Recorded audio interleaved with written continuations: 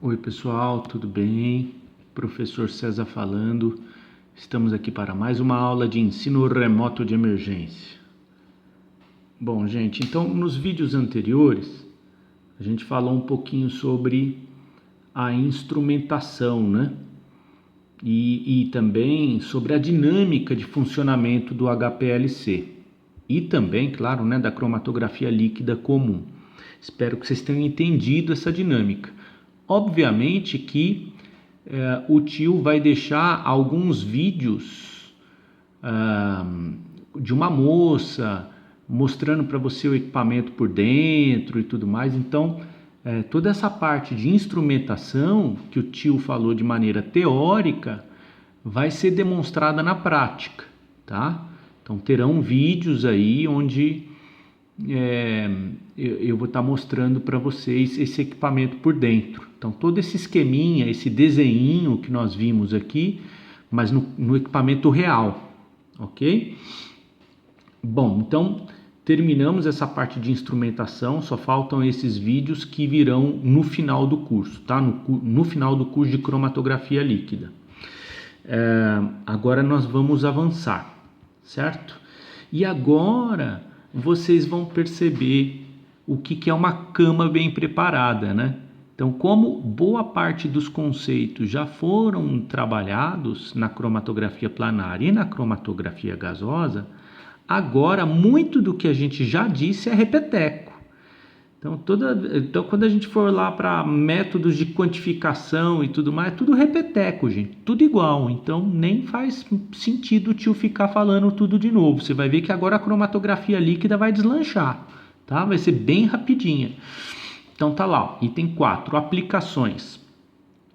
O pré-requisito para que a gente possa usar a cromatografia líquida é a nossa amostra deve ser solúvel na fase móvel, tá?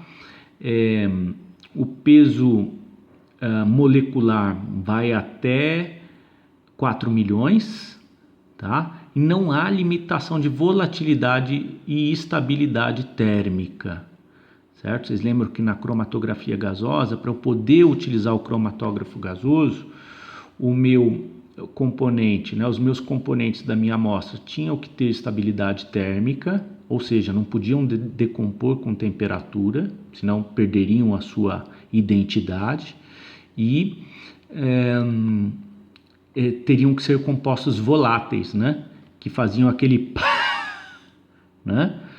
Então, porque aí eu tinha que injetar ele gasoso, ele tinha que entrar na coluna na forma gasosa, por isso cromatografia gasosa, né? Então, na cromatografia líquida não existe esse tipo de limitação e ela é muito versátil, tá? Então, ela é muito utilizada para análise de cosméticos, fármacos, pesticidas, alimentos, proteínas, aminoácidos, corantes. Nossa senhora, se eu jogar uma proteína dentro de uma coluna de cromatografia gasosa, ela nunca mais sai de lá, né? A proteína ela é um composto molecular gigante, e não dá para volatilizar a proteína. Se eu jogar ela lá dentro da coluna, eu estrago a coluna completamente. Já na cromatografia líquida não, ó. A gente consegue analisar esse tantão de coisas aqui, certo? Muito bem. Parâmetros cromatográficos importantes. Então lembrem que parâmetros cromatográficos são aquelas... então nós vimos já alguns, né? Então nós vimos número de pratos teóricos, nós vimos resolução, né? Então esses parâmetros cromatográficos, eles nos dão indícios de algumas coisas, né? Então, o número de pratos teóricos, quando eu calculo o número de pratos teóricos para um determinado pico, eu estou, de alguma maneira, mensurando a eficiência do meu processo para gerar aquele pico, né? Se aquele pico sai esborrachado, quer dizer que o meu processo não está bem feito para fazer a análise quantitativa daquele pico, né? Então, boa parte daqueles parâmetros cromatográficos que a gente já viu é tudo igual aqui na cromatografia líquida. Então eu uso sim número de pratos teóricos dentro da cromatografia líquida, assim como na cromatografia gasosa. Perceba que até a dinâmica do equipamento da cromatografia líquida é parecida com o cromatógrafo gasoso, né? Então, todos aqueles parâmetros cromatográficos que servem para gasosa servem aqui também, tá? Mas como prometido, o tio comentou com vocês que iria trazer pouco a pouco, né? Eu não ia enfiar todos os parâmetros cromatográficos de uma vez, todos lá na cromatografia gasosa. Eu falei, olha pessoal, eu vou dar alguns aqui na cromatografia gasosa, quando chegar a cromatografia líquida eu dou mais alguns. Então agora para a cromatografia líquida vale todos aqueles que a gente já viu para a cromatografia gasosa e mais alguns. Esses daqui que eu vou mostrar agora também valem para a cromatografia gasosa. Aliás, eu não tô extinguindo o assunto, né? A cromatografia ela é quase infinita, são muitos parâmetros cromatográficos, o tio tá trazendo alguns dos principais, tá? Então, esse próximo que nós vamos estudar aqui agora é o fator de retenção, chamado de K. E a formulazinha que tem para ele é essa daqui, ó. Então, anotem aí, tá?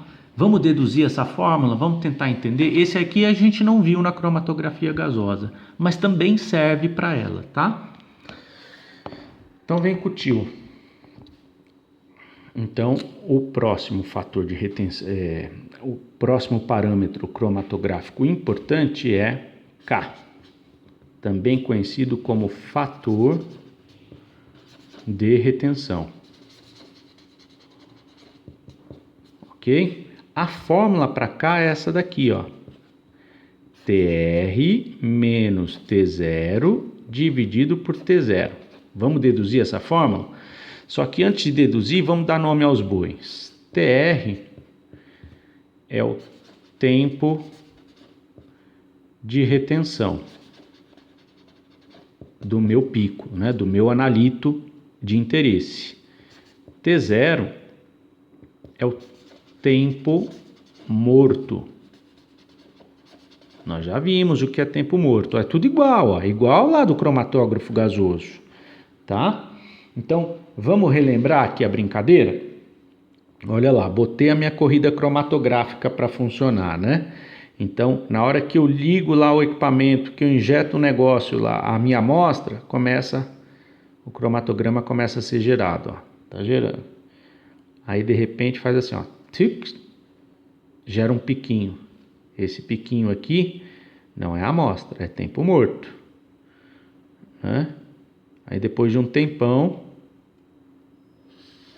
vem o primeiro pico do meu primeiro componente, aí o segundo, terceiro, quarto, quinto, e assim vai. Pronto, gerei meu cromatograma. A minha amostra aparentemente tem 5 componentes, certo? Muito bem, vamos dar nome aos bois? Olha lá, essa distância aqui, ó, né, é o que eu chamo de T0. Olha lá, ó, o tio vai fazer de canetinha, corzinha bonitinha para você entender, olha lá. Então, o que é esse T0? É o tempo morto. É essa distância aqui, ó. Certo? Que pode ser dado em segundos, em minutos, pode ser dado em centímetros, porque existe uma correlação de centímetro com tempo, né? Outra coisa que é importante a gente falar, o que é TR? É o tempo de retenção. Então, se eu for calcular K para este pico aqui, ó, ó, ele que está em jogo, eu posso calcular K para todos os picos, tá? Então, se eu quero calcular K para esse pico aqui, ó, o que é TR de verdinho? É essa distância aqui, ó, a distância do pico aqui, ó, até o começo da minha brincadeira, do meu cromatograma. Isso aqui é TR, ó. Nós já vimos esse parâmetro também, né? Lá na gasosa. Beleza? Aí, olha só, eu já vou refazer essa fórmula aqui para você entender melhor. O que é essa distância menos essa? Nós já vimos isso lá na cromatografia gasosa. TR menos T0 é essa distância aqui, né? Ó. Essa distância menos essa me dá essa. O que é essa daqui? É o que a gente chama de TR', né? É o tempo de retenção corrigido, descontado do tempo morto, né? Então, na verdade, ó, o tio tá pondo corzinha aqui para você ver, ó, que lindo, fica didático assim, né? Fica fácil de entender. Olha só, então K, essa parte de cima de K é essa distância aqui que eu tô medindo, né? É TR'. TR menos T0 é TR', tá? Então, na verdade, no final das contas, o que é K, né? É TR' sobre T0. Qual que é o significado, qual que é o sentido de eu medir esse negócio aqui? Né? Por que eu estou fazendo esse negócio? Acho que é isso que a gente precisa se perguntar o tempo todo, né? Então, para a gente refletir um pouco sobre qual que é o sentido desses números, vamos atribuir número aqui para brincadeira, né? Vamos dizer que T0 seja igual a 2. E vamos dizer que TR, verdinho, seja igual a 10. Vamos supor que essa distância seja 10 e essa distância seja 2. Portanto, TR' é 10 menos 2, que dá 8. Então, esse tempo de retenção corrigido é 8. Então, olha só que legal, pessoal. O que K está mensurando? O que K está medindo, né? K mensura o quanto o tempo de retenção corrigido é maior do que o tempo morto. Perceba que o tempo morto é o referencial, né? Então, vamos colocar os números que você vai entender melhor, ó. Vamos medir K aqui, ó. K é igual ao tempo a essa distância menos essa, que me dá TR', que é 8. Aí, dividindo 8 por T0, que é o tempo morto, que é 2, olha só que número interessante que vai dar. K é igual a 8 dividido por 2, que dá 4. Qual que é o significado desse número 4? Esse 4, ele está me dizendo que o TR é 4 vezes maior que o tempo morto, né? É esse o significado do número 4, né? O TR, que é 8, é 4 vezes maior que o tempo morto.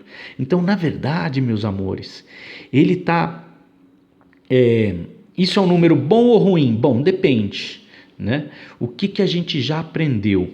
A gente já aprendeu em algum lugar que o que é um cromatograma bom, né? O que é um cromatograma excelente? É aquele cromatograma onde eu tenho picos estreitinhos e bem próximos uns dos outros, né? Porque quando o componente fica muito tempo dentro da coluna, ó, o meu cromatograma tende a esborrachar, né? O pico tende a ficar largão lá, ó. Então, o que é um cromatograma excepcional? É aquele onde eu tenho picos bem estreitos, bem próximos uns dos outros e, se possível, bem próximo do tempo morto. Então, olha só que legal, gente. Se eu tiver Ks muito grandes, né? Ó, quanto maior o valor de K, quer dizer que mais para lá, mais afastado está o meu pico. Quer dizer que eu corro um risco maior desse pico esborrachar, né? Então, esse daqui é um parâmetro importante, né? Um parâmetro cromatográfico importante, né? Eu tenho que buscar um K mais adequado, né? Mais próximo. Um K próximo de baixo, vamos dizer assim, me diz que esses picos estão mais juntos do meu tempo morto. É isso que faz sentido aqui pra gente, tá? Todo mundo entendeu, então, o que é fator de retenção? Como é que eu mensuro ele? Ok? Então, vamos lá. Vamos para um último parâmetro de qualidade. Aí eu vou parar por aqui, porque senão a gente fica falando desses parâmetros cromatográficos o tempo todo. Ó. Então aqui dá para medir K, né, para todos os picos. Ó. Olha, até um exercicinho. Ó. Se T0 for 1,5, se T1 for 3,5 minutos e T2 for 4,2 minutos, qual que é o K para cada um deles? Ó? Para esse aqui não, né? Mas eu tenho que calcular K para esse e K para esse. O K para esse aqui é 1,8 e o K para esse daqui é 1,3. Como é que eu obtive esses valores? Simples, olha lá. Ó. Vem com o tio que você passa de ano. Eita, vamos lá para a folhinha. Só joguei os dados na fórmula, né? Ó. Aqui, ó. Então, eu tenho lá o meu cromatograma, né? Com dois componentes na minha amostra. Eu tenho T1 e T2. Né? Como é que fica o cálculo de K para T1? Né? Como é que fica? É simplesmente colocar o tempo de retenção menos o tempo zero, que é o tempo morto, dividido pelo tempo zero, que é o tempo morto. Então vai ficar assim, ó, K é igual a esse tempo de retenção, ó, que ele me deu, que é 3,5, menos o tempo morto, que é essa distância aqui, que ele me deu, que é 1,5, dividido por 1,5, que é o tempo morto de novo. Quanto que fica aqui, ó?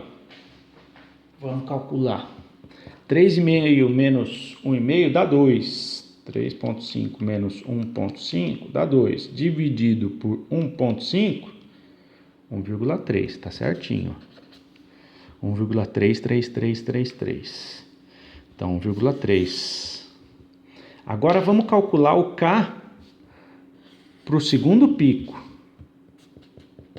Aí, ó, é o tempo de retenção do segundo pico menos o tempo morto dividido pelo tempo morto. K é igual. O tempo de retenção do segundo pico, segundo o slide, é 4,2 minutos. Menos 1,5, que é o tempo morto, dividido por 1,5. Fazendo a continha, K dá 4,2 menos 1,5, dividido por 1,5. 1,8. Né? Dá certinho conforme está descrito lá. Olha lá. Então, voltando, qual que é o sentido desse K, né? Desse valor que a gente encontra? O sentido é, quanto maior K, quer dizer que mais afastado é o pico. Ó, esse K aqui deu 1,3, quer dizer que o pico está mais próximo de T0. Esse K aqui deu um valor um pouco maior. Ó, o pico está mais afastado de T0. E olha o que aconteceu com o pico. Ele abriu, ó. Ele ficou mais ruinzinho. Ó. Quanto maior o K, mais afastado é o pico. Portanto, maior é a tendência que ele vai ter para esborrachar. Tá? Então, o que a gente normalmente busca na cromatografia? Ks mais próximos de T0, né? Então, esse pico mais próximo aqui. Beleza, gente? Tranquilo? Bom, vamos para um próximo e último parâmetro cromatográfico, que é o fator de separação, que a gente chama de alfa, né? O que esse alfa ou fator de separação avalia, né? Ele avalia nada mais, nada menos do que a seletividade. Então, esse parâmetro alfa, gente, ele é muito parecido, ele avalia de uma maneira muito parecida que a resolução. Lembra?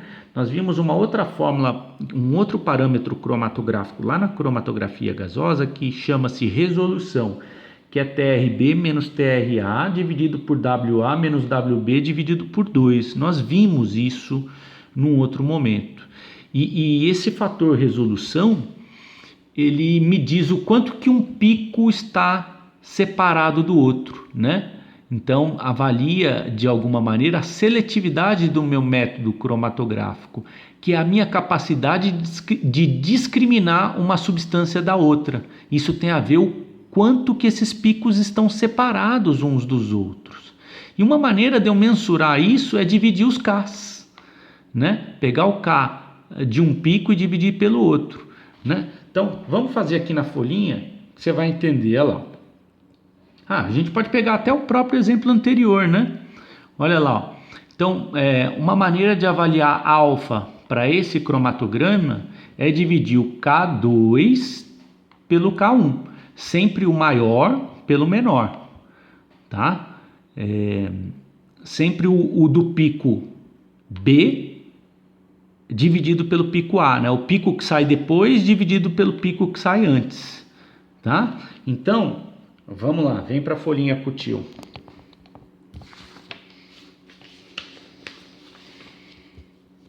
Olha lá. Alfa é K2 sobre K1. Então, quando a gente pega esse cromatograma aqui, que tem um tempo morto, você tem um K1 e um K2, o K1 aqui que nós já calculamos deu 1,3 e o K2 deu 1,8. Lembrando que o K é TR menos T0 dividido por T0. Então, esse 1,3 veio daí, esse 1,8 veio daí também. Então, como é que eu calculo alfa? Que alfa entre esses dois picos, né? Que é o fator de separação, né? Que mede o quanto que esses picos estão separados. Ora bolas, é só dividir K2 por K1. Né? No caso fica 1,8 dividido por 1,3. Quando eu faço essa divisão, 1,8 dividido por 1,3, o alfa deu 1,38. Certo? Gente, quando o alfa dá 1, quer dizer que meu fator de separação, a minha seletividade é uma bosta, né? É uma bosta. Quando dá 1, vamos pensar.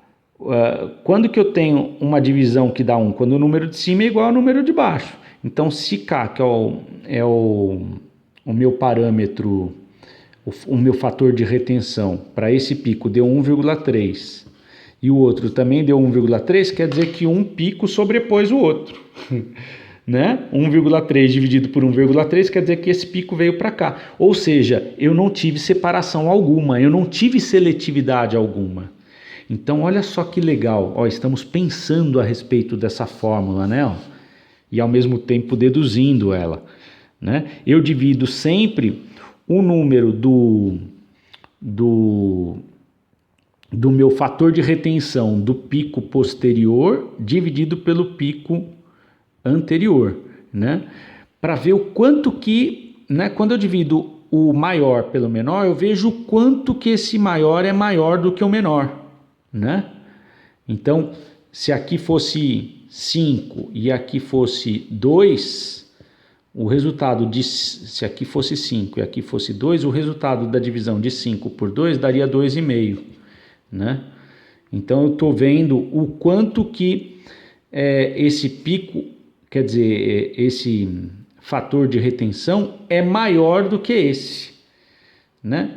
Quando eu vejo esse resultado de 2,5, quer dizer que esse pico está bem longe desse daqui.